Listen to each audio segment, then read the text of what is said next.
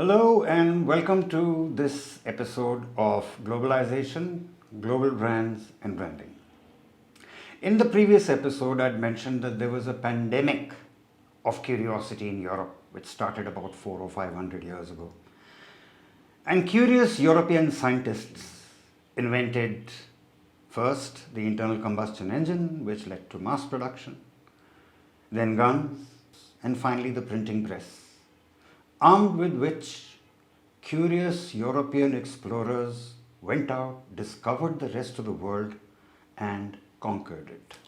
So, no, curiosity did not kill the cat. Curiosity instead created colonization, which led to fat cats, wealthy European nations, and their companies, who in turn created the world's first global brands. For example, Brooke Bond. I'd use that as an example to show how Britain used the unfair trade terms in that era of colonization to make Brooke Bond the single biggest brand dominating its single biggest colony, which the British turned into the world's biggest tea market, India. Now, India had rid itself of British rule over 75 years ago.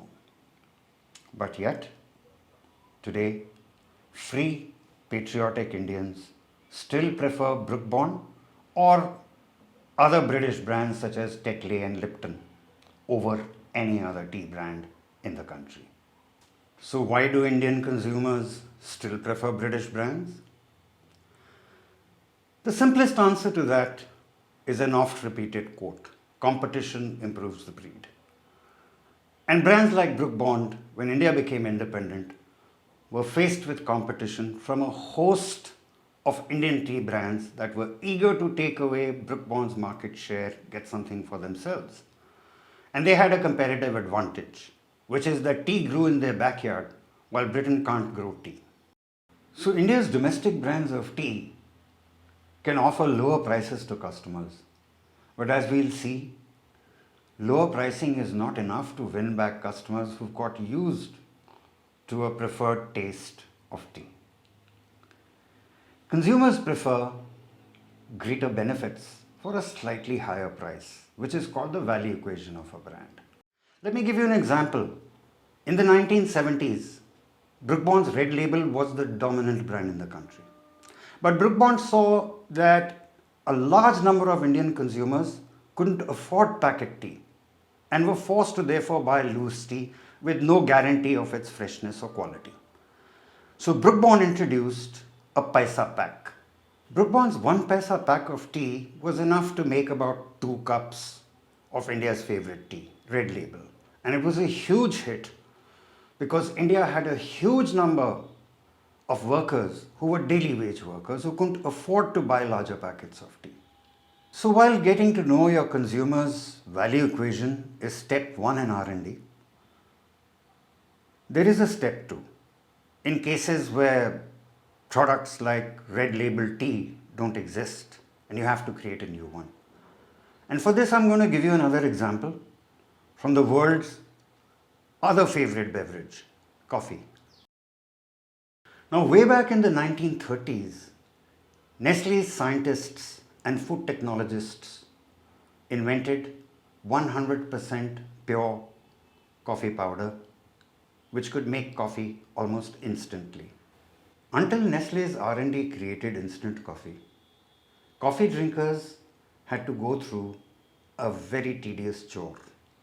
Buy coffee beans from the market, get them roasted, then crush or grind the coffee beans to make coffee powder, then put that into a filter, then pour hot water on top of it and wait until it dripped to make a cup of coffee. And after drinking that cup of coffee, another chore: clean up the bloody mess that making coffee created. Now with Nestle's miraculous new product, all you had to do was put a spoonful of that coffee powder in a mug, put hot water, and voila! Now, R&D scientists can create a product and be in love with it. But before it's ready for launch, it must be tested amongst the people you're creating the product for. What if they tested it with, say, Archimedes, made the cup of coffee in front of him and said, hey, drink it. And Archimedes would have said, you guessed it right, Eureka! Today, 90 years later, Nescafe is still the world's most popular packaged coffee. So from coffee back to tea and to Brooke Bond. Innovations like the Pesa Pack had made, by the 1980s, Brooke Bond's red label such a dominant player in the Indian market that when our socialist government in those days, I'm talking about the 70s and the 80s, used to keep a check on inflation, it used to use a consumer price index in which the product called tea used to feature the price of Brooke Bond red label. So if Brooke Bond red label's price went up, inflation went up, the popularity of the government would then go down, which couldn't happen. So Brooke Bond was pressurized into keeping the prices of its largest selling tea low. And keeping the price of your number one brand low isn't going to be good for your balance sheet. So how to make Brooke Bond's balance sheet look healthier? This was the problem that I set for myself when I was asked by my agency, HTA, now called JWT, to take over the advertising of Brooke Bond's brands in Bangalore. And my analysis of sales and profitability of each one of Brooke Bond's teas showed me that they had one innovation that came pretty close to matching Nescafe. That was tea bags. And tea bags commanded a premium because they sold to people for whom time was precious. Those days, air travelers and patrons of luxury hotels. And since tea bags didn't feature on the government's radar for measuring inflation, I thought this would be a good item to promote. The question was, would tea bags ever become so popular in India that their profits for Brooke Bond could more than offset whatever losses or loss of profits that they were suffering from on account of red label? So again, we didn't have Archimedes, but we had thousands of middle-income Indian households with a new segment called DINKs, double income, no kid. Working couples, again, for whom money was less of an object than the pressure on their time. And tea bags seemed to be exactly the kind of solution that Nescafe was way back in 1936. So after 3 months of testing in the households of these dinks, thousands of cups of red label tea put into tea bags in front of them. And when they came to taste the cup of tea, they gave it their thumbs up. The question was, would they give this convenience and this very popular taste the kind of price that Brooke Bond wanted? All of them, almost unanimously, said yes, because a lot of them had shifted to the convenience of Nescafe for want of a substitute from tea. When we gave the very favorable results to Brooke Bond, they approved a campaign to launch it across the country. And the television commercial took less than half a day to create in concept terms. Why?